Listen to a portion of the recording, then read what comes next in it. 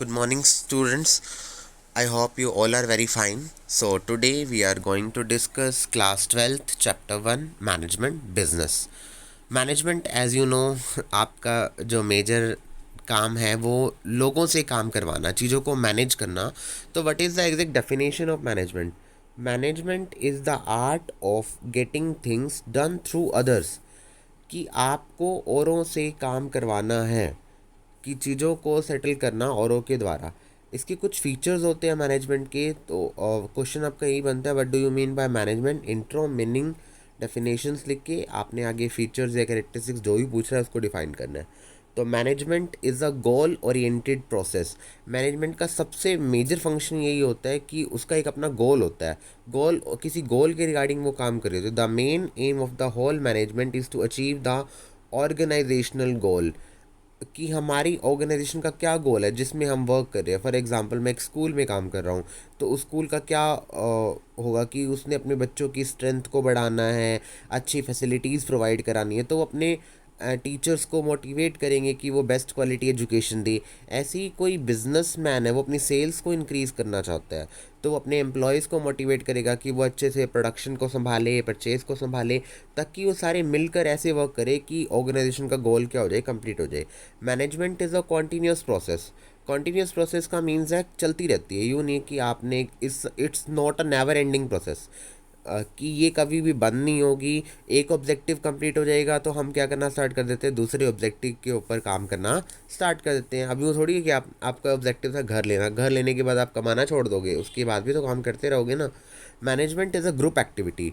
It can not perform by a single person. आप कभी भी कोई काम जो है अकेला व्यक्ति कुछ भी नहीं कर सकता, उसे औरों की हेल्प की क्या होती है, ज़रूरत होती है.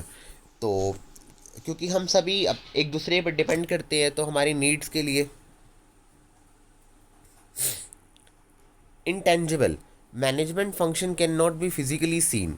अब यूं नहीं होगा, काम हो गया, घर बन गया, हम घर बनाने की बात कर रहे हैं सपोज, तो उसमें बहुत सारे लोगों के काम होंगे. प्लम्बर का भी है, लेबर का भी है, आर्किटेक्ट का भी है. तो management function can not be physically seen, but it presence can be felt.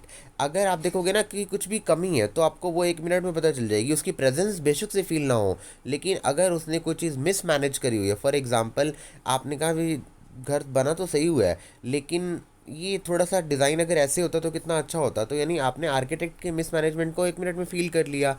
As if we lead to choose and conclusion, कि हम कंक्लूज कर लेते हैं. Management is a dynamic function. Dynamic means changeable, कि आपको अपने आप को चेंज करते रहना चाहिए. कि चेंजेस से वो नहीं होनी चाहिए, इफेक्ट नहीं होनी चाहिए.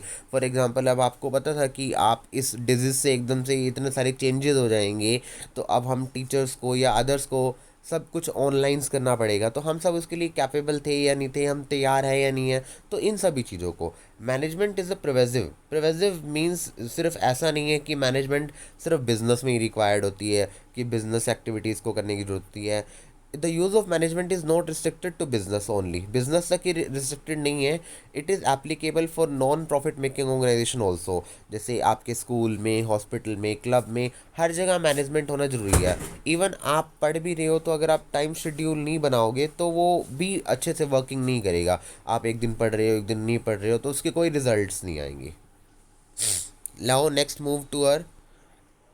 मैनेजमेंट इज प्रिवेसिव, यूनिवर्सल है. The use of management is not restricted. It is applicable for non profit organisation also. Management is multi dimensional. Multi dimensional means कि यहाँ पर अलग अलग फीचर्स में, अब यूँ थोड़ी है कि ये सिर्फ चीज़ों पे होती है, वर्क, पीपल, सभी इसमें इंक्लूड होते हैं हमारे. Now we are going to discuss that is objective of management.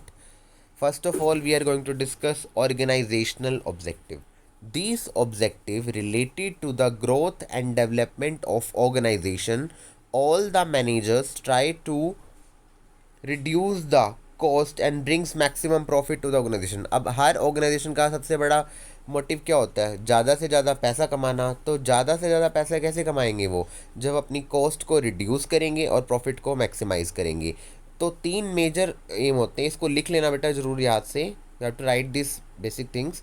These objective are, the first is survival, profit and growth. आपको पता है कोई भी व्यक्ति है, सबसे पहले उसे किसके लिए काम करना पड़ता है? सोसाइटी के लिए, फिर वो ऑर्गेनाइजेशन के लिए काम करता है, और फिर बाद में खुद की बात आती है। The basic purpose is to survive, wants to stay in market for long period, also wants to earn huge profit। पहला, एक ऑर्गेनाइजेशन का सबसे बड़ा मेन क्या होता है? वो कहती है कि चलो मैं ज़्यादा प्रॉफिट ना कमाऊँ तो एटलीस्ट इतना तो कमा लूँ कि मैं सर्वाइव कर सकूँ। Second is profit. The most important objective of every organisation is earning profit for growth. आपको पता है खाली नो प्रॉफिट नो लॉसेस तो काम नहीं चलेगा ना। सेकेंड वन क्या होता है कि मैं इतना प्रॉफिट तो कमाऊँ कि मैं अपने आप को थोड़ा सा क्या कर सकूँ, डेवलप कर सकूँ। Third is growth. अब business organisation must grow and expand. पहले स्मॉल लेवल पे काम था, फिर लार्ज लेवल पे हुआ। The success is determined by growth. किसी भी बिजनेस की सक्सेस को आप डिटरमाइन करोगे उसकी ग्रोथ से। By growth, rate in sales, more number of branches, कि पहले एक ही ब्रांच थी अब नंबर ऑफ ब्रांचेस 10 हो गई हैं, like this. I hope you all have cleared the topic till here. We will discuss the next in our next video. Please read it once again by yourself. Thank you.